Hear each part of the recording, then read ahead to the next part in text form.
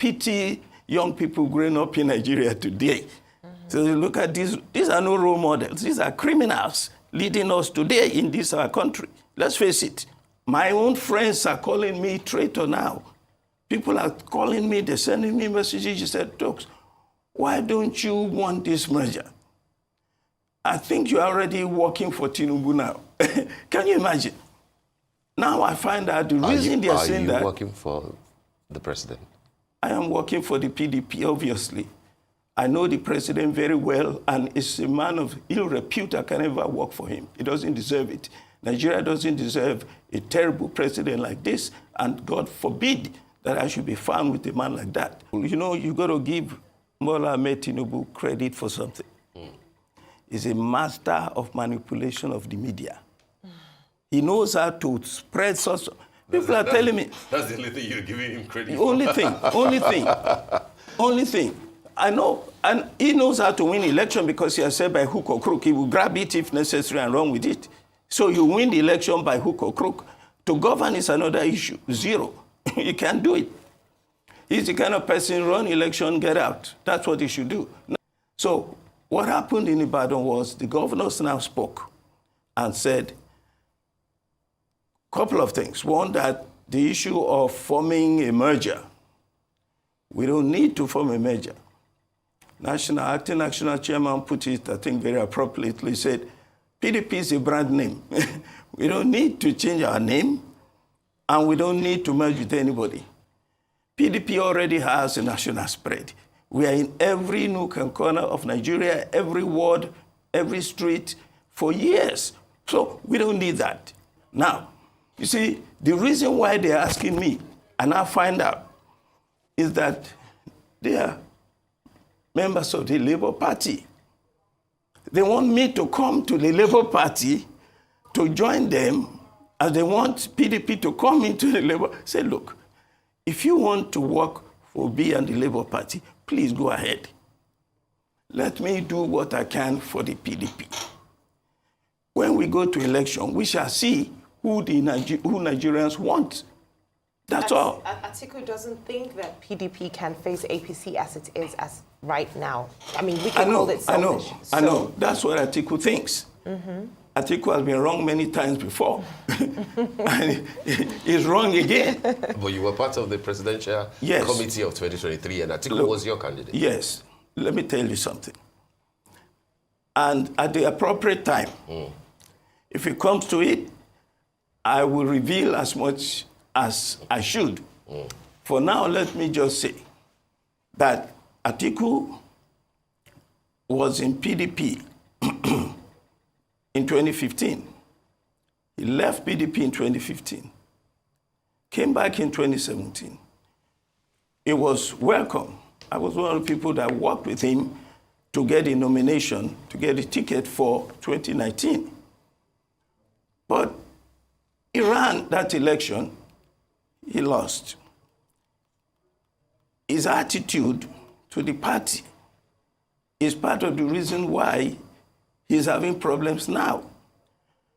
I supported him mainly, primarily because he promised to restructure Nigeria. Nigeria will never settle unless we reorganize the way the system works. It's too centralized. It's a military system we're running. We have to run a truly democratic system whereby each region, just like in the US, each state has control over so many things. You don't overload the center. President is just too powerful. Everything is from Abuja. So once you agree to do that, that's the reason I supported Atiku. Now, Atiku has, he ran in 2023. He lost in 2023. If he wants to run again in 2027, he should come and say so within the party. I suspect that his feeling is that he cannot get the ticket in 2027. There's a lot of opposition to him now in the party. People are saying enough is enough. Yes. That's what they're saying. Therefore, he going to form a merger is looking for another platform. Let me start by echoing a few things he said. What we have currently, the kind of leaders we have currently are criminals who are leading us, and they are no role models, which means that young people have nothing to look up to, but how to be criminally alert as well when they get to position of power, which is what you see when we have young people get to position of power, they steal, because that's the kind of role model they see. And it says Nigeria does not deserve a terrible leader like Tinubu. Now, Bola Tinubu is a man of Irrepute, which means that as a person, he has questionable character, be it of corruption, people see him in negative light.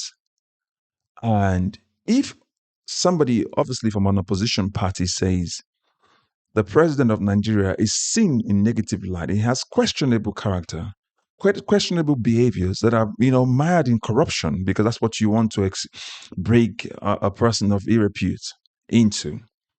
Is that the same way the international community sees our president? And how do you perceive him? Do you actually believe that the kind of character that Bola Tinubu has, they're all questionable character, mad in corruption, in drug, you don't really know who he really is, his age.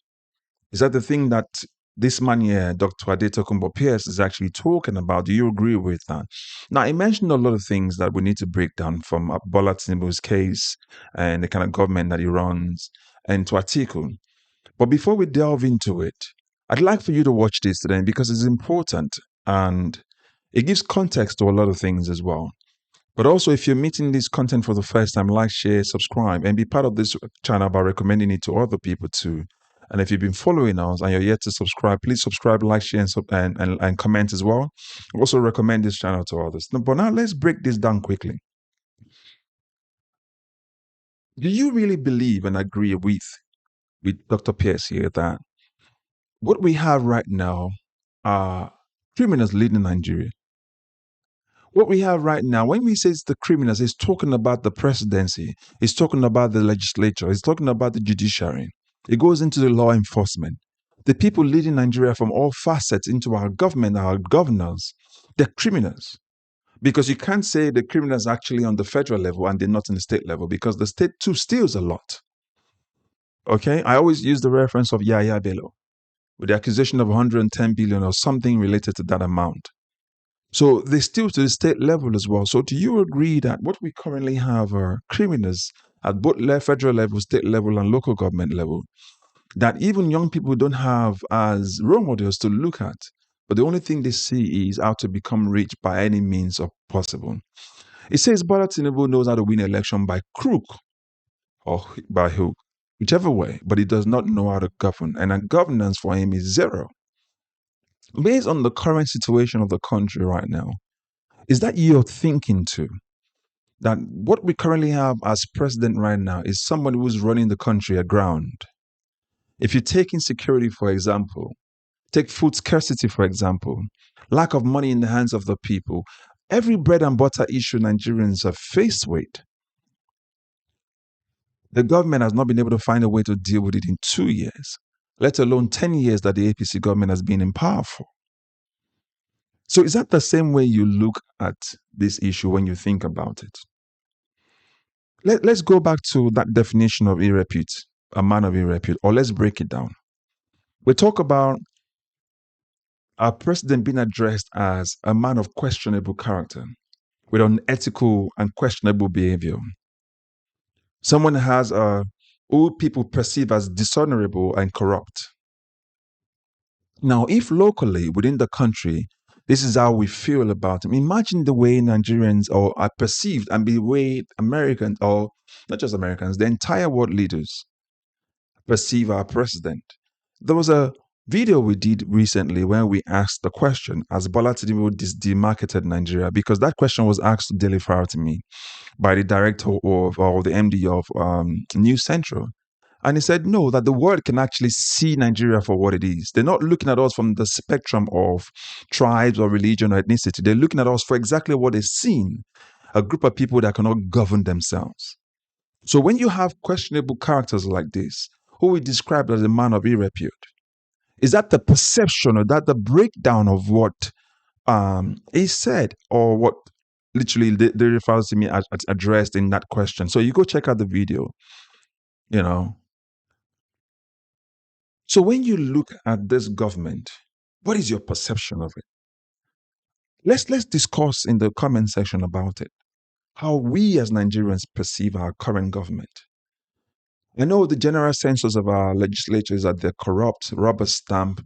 Literally, they pledge their allegiance sycophantly to the current president. You know, there's meant to be a separation of power between the legislature, the judiciary, and the executive. But when you have the lawmakers raise their hand and say, on your mandate, we stand, just the same way that Tunde Bakari mentioned. It's called an international allegiance to sycophancy, where people, leaders, are more meant to stand as a position and protect the rule of law, are the ones telling the dictator to say, we'll pledge our support to you. And you can see that trickle down into the states. So I want to ask all of you this question in the comment section. So let's break it down, have this conversation. That's what this channel is all about. It's for me and you. Have conversations, get many other people, be part of these intelligent conversations we have here, and probe our system.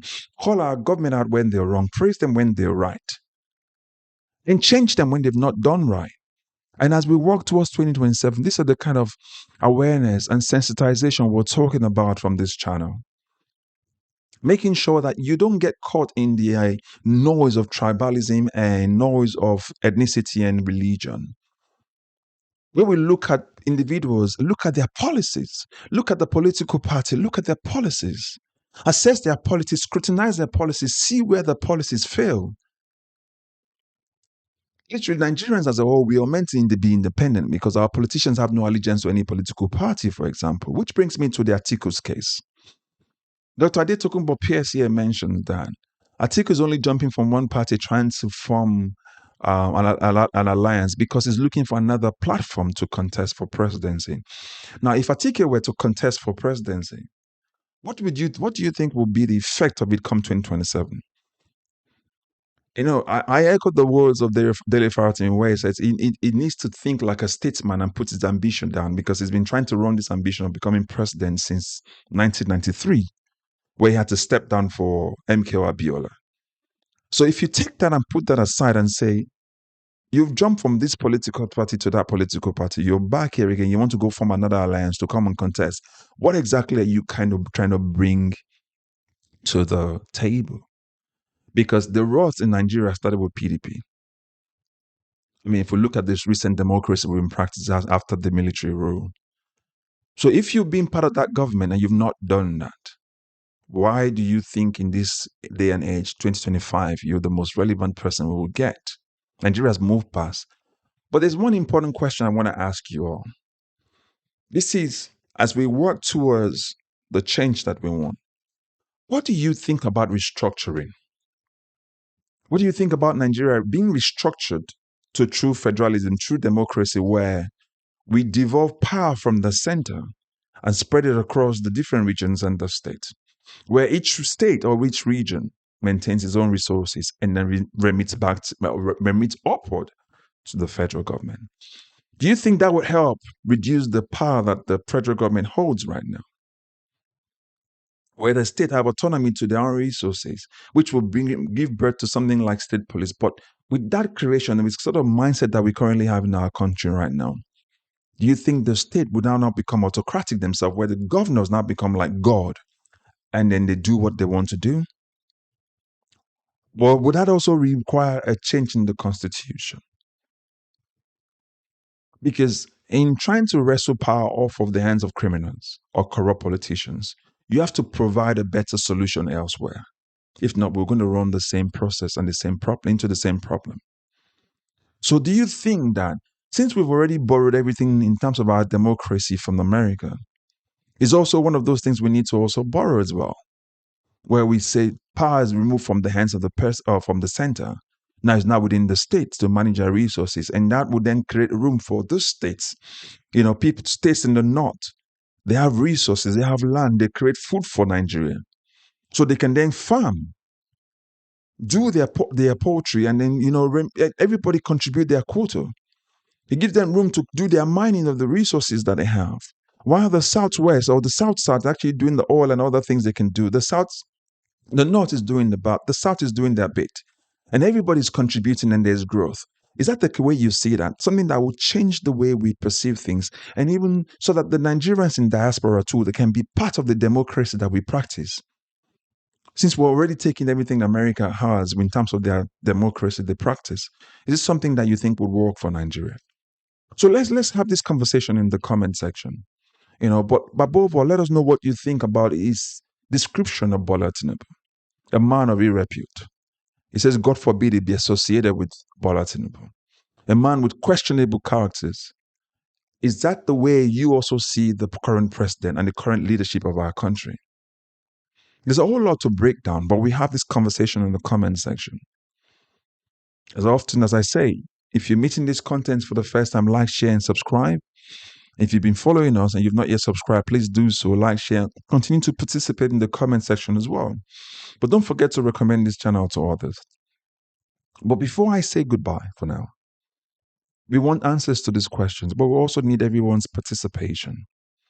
The awareness we're creating is resounding now. We're getting comments now, statements by the likes of Tunde Bakare. Dele Faratim has been speaking up for a long time. Amoy Sholowe has been speaking up for a long time. Peter Obi is speaking up. For the change that we need to happen, everybody must put their hands on deck, whether you're home or in the diaspora. Because when there is no safety in the country, it affects every one of us. Nigeria is home. We can't afford to give up on Nigeria, so we can leave it in the hands of few so that they can run the country aground and fly their children abroad and have a quiet time. As always, thank you and God bless you. I will catch you up in the next video. Bye-bye for now.